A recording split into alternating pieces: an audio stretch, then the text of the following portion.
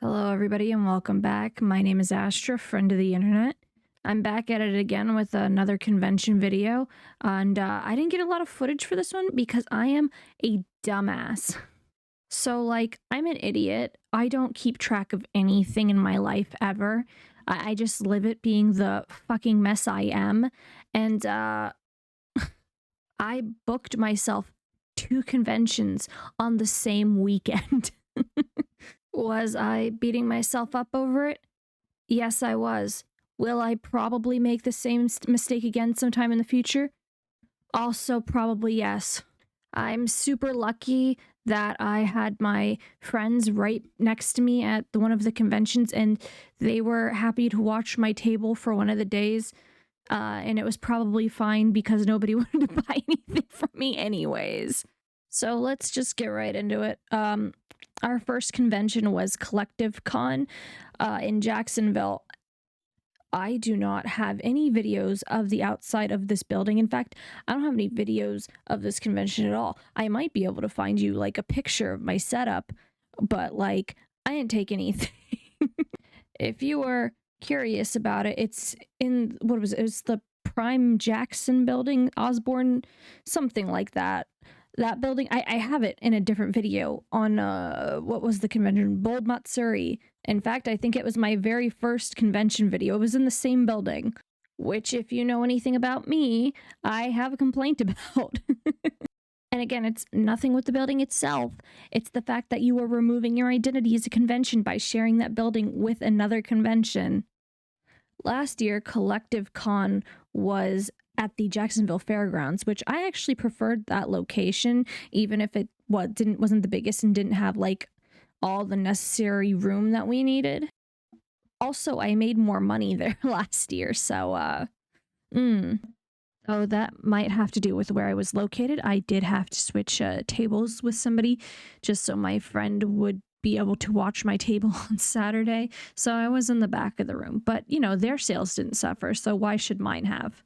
Yeah, I don't have a lot to say about this convention. I did get, like, lost, like, a lot of times. Not, like, physically lost, but, like, mentally lost. Like, I lost, like, these pegs, I lost my wallet. I feel like I lost a lot of things. I did end up finding like everything again later, but I was like a mess.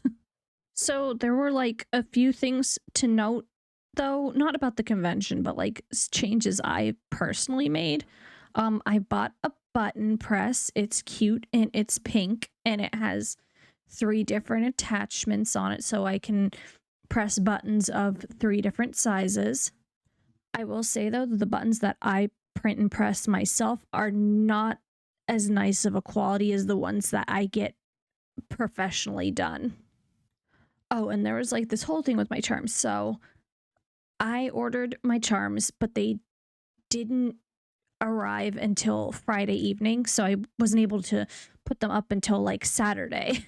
In fact, I didn't think I was going to get them all because for some reason, the production time was anywhere between March and July. And I was like, why that big of a gap?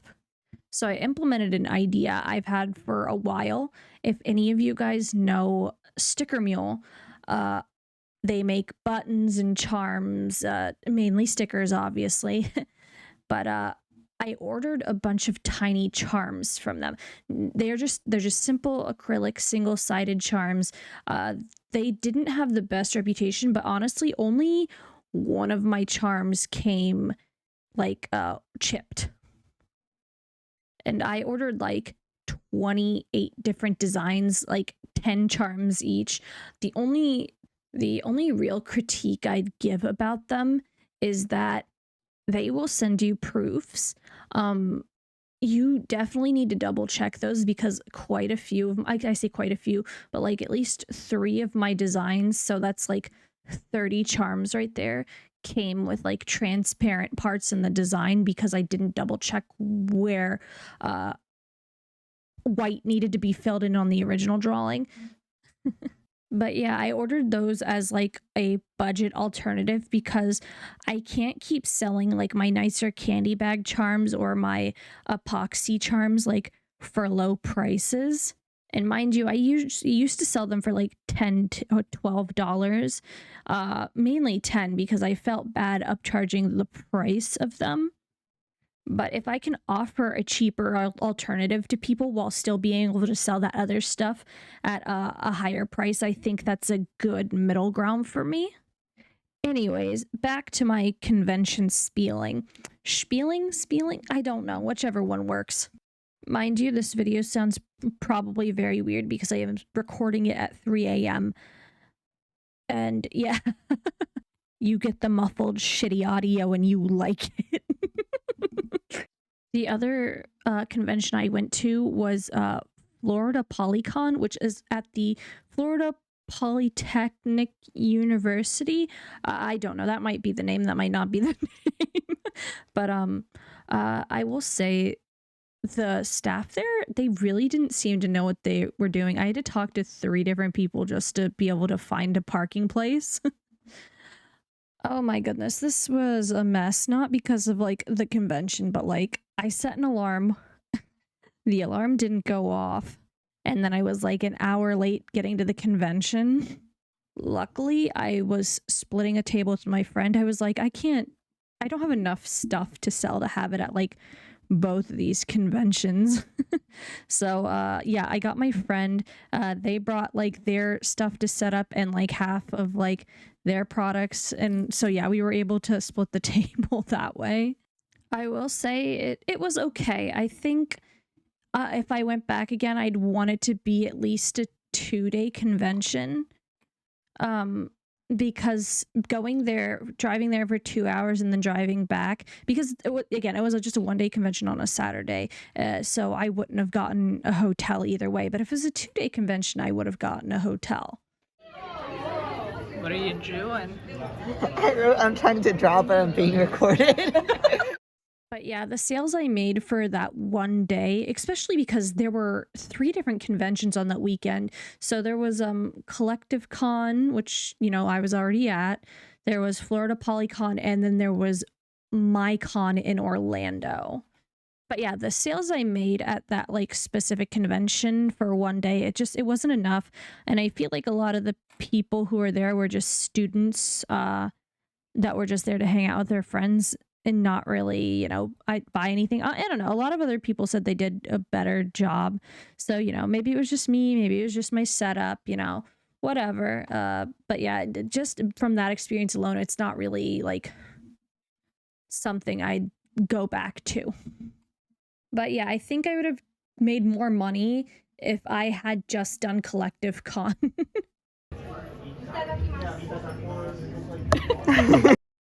Oh, and now it's time for me to be sad and mopey because let's talk about Swampcon. So I've done Swampcon for the last 3 or 4 years that it's run. It took a break for 2 years because of COVID. So I think I've done Swampcon for 4 years. But for some reason this year I didn't get in. I think it's probably because the old group who ran it graduated. So, you know, I didn't get automatically in. It's just extra sad because, like, that one's, like, a local con. Like, I don't have to, like, I can drive 15 minutes and get there. Not only that, was on my birthday. And 3, it's the one convention I make the most money at every single year. So yeah, my bank account took a big hit from not getting into that convention. I don't know why I didn't get in. There's a multitude of reasons. 1, it could have been the stuff I was selling. 2, it could have been half of the people got the wrong email address when they applied, and they probably already picked who they wanted in the show by the time everybody else resent their applications. 3, they didn't like that I critiqued the show last year, even though I made extra care to be like, I love the convention, I just want to see it improve. Or 4, I just didn't get in, and them's the breaks. It wasn't just me either. It was like a lot of people who like have been going for multiple years also didn't get in. I had been told by somebody else that like if I had let them know that I was a returning vendor, they would have let me in, but I don't think that's the case because I specifically said in my email, can't wait for another great year at Swampcon. Either way, Swampcon, I love you. Please let me back in. I want to make money at you. Please. But yeah, I still went for like a day and to support my fellow artistes. And I went to Idolfest, and I've never gone to Idolfest, but I wanted to go this year because so many of the people who have stopped by my booth in the previous years were performing, and I had to go and show my support. It was fun. I did not know if like we were all going to stand up or something, or like, you know, if there was like a fan chant. But it was cool. Like there were like Niji Sanji cosplayers, which I thought was cool. And they had like these guns and they were twirling them and throwing them up in the air. And there's like Love Life, which if you don't know, I used to be addicted to that. And there was like Shugo Chara, which was cool. I watched and read a little bit of that one. And then I left because I had a headache. And then we left the con. We went and got food. We got Japanese, like usual, the sushi. And we went to Second and Charles and GameStop, and we got smoothies, and it was a good time. Since I will not be getting an after show survey from Swampcon this year, since I didn't table at them, I will let them know what I thought of their show in this video. This may be a controversial opinion, but I feel like more people go to Swampcon for the artists rather than the dealers. So they should downsize or get rid of the dealers altogether and use the bigger space for artists so they can have more artists. And no, this is not coming directly from me, even if I do agree with it. This is coming from a coworker. They came up to me after SwampCon was over, and they were like, hey, why did the dealer's room suck so bad? I couldn't find anything I wanted or anything for my boyfriend. Don't get me wrong, I did go through there. There was somebody selling Twisted Wonderland merch, and I snagged myself a plushie. And there's like one vendor in there, I think their name is Pop Pastel. They sell like earrings, like acrylic earrings and stuff like that. They're good. They can stay. But even like the figure booths, I was like, this isn't really that, none of the figures were that noteworthy. Also, this is just a general call out for all conventions in general. Stop letting people sell bootleg merch at your convention. It just makes you look trashy. My friend ended up buying bootleg figures at Collectivecon. And after they realized that, they were so upset. Although I think they were more upset because they got Naruto, Sasuke, and Itachi and not Neji in their bootleg ninja boxes. Look, I know the companies had like issues with them, but I miss the days when we would have like the What Pumpkin booth or the We Love Fine booth at these conventions. And I know that like those companies might be harder to pull for like the smaller conventions, but like there has to be local anime shops and things like that that are willing to come into your convention and sell their stuff. Like I can name 2 stores specifically in Orlando that sell anime and K-pop merch.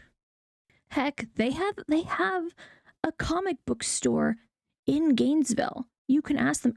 They had an anime museum in Gainesville, okay? I think instead of like trying to get my convention as big as possible as quickly as possible, like we need to take those steps to assure quality control. Oh, this was another thing with Collectivecon. I overheard like the showrunner, and he was talking about like how the show was only going to get bigger and more expensive every year. But if you're just like booking as many people and tables as possible, but you're not pulling in the numbers you need to satisfy those, the vendors and stuff like that, all those vendors and artists, they're all going to talk to each other. They're all going to be like, oh, that show's not that great. I didn't do this great at this show this year. You know, they'll all talk to each other, and they will all collectively stop coming to your convention if they don't think they can make sales at them. But that's enough of me ranting. I'm gonna stop there.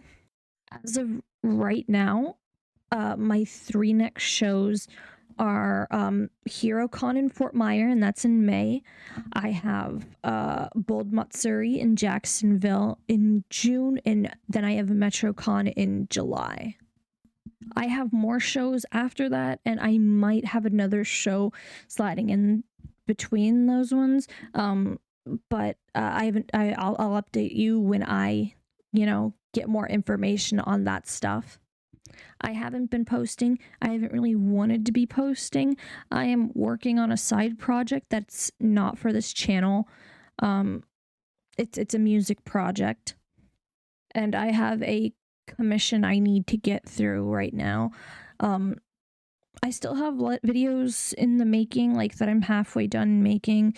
I just have to refine them, record the audio for them, and then draw any other extra images that are needed. They're not anywhere near done at this point, but I do have a couple of those videos lined up. I don't know when they will be out. I will not make promises on when they'll be out, because I know if I do, I will not make them. But yeah, once I finish this commission, and I will probably actually get started making the next set of merch I need to order. Then after that, I'll probably get into those videos. But yeah, thank you for watching. I will see you in the next one. Goodbye.